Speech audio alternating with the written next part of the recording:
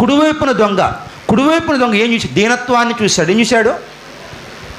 దీనత్వాన్ని, సాధు స్వభావాన్ని, తగ్గింపు స్వభావాన్ని చూశాడు.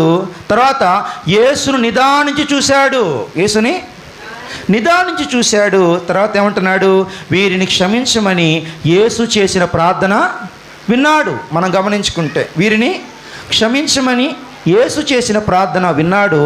తర్వాత యేసుని పరలోక రాజుగా, చెప్పండి, యేసుని పరలోక రాజుగా గుర్తించాడు. మనం గమనించుకుంటే ఇంకా చెప్పాలంటే యేసులో నేను చనిపోతున్నాను అనే బాధ, భయము, బెదురు ఏమనుందా?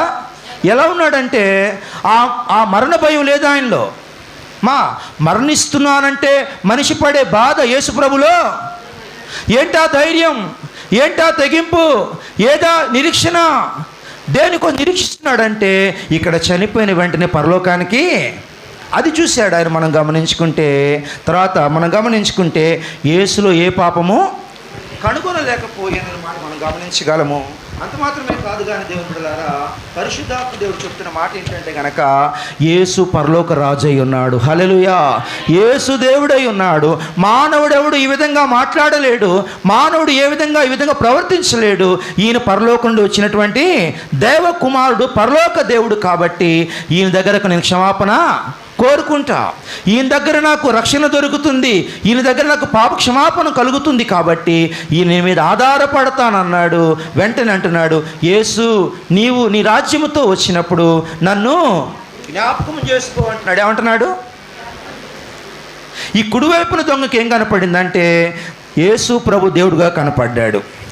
ఆయన ధరించిన శిలువ సింహాసనంగా, చెప్పండి, మరి రాజు ఉండాలి అంటే కిరీటం కావాలి, రాజుగా గుర్తించాలని సింహాసనం కావాలి, కిరీటం కావాలి, సింహాసనం కావాలి, రాజదండం కావాలి, రాజవస్త్రాలు కావాలి, రాజాభరణాలు కావాలి, సైనికులు కావాలి.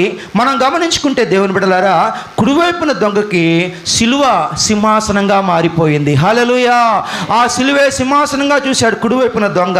అంతటితో ఆగిపోకుండా యేసు ప్రభు ధరించుకున్నటువంటి ముండ్ల కిరీటాన్ని రాజ కిరీటంగా చూశాడు కుడివైపున దొంగ.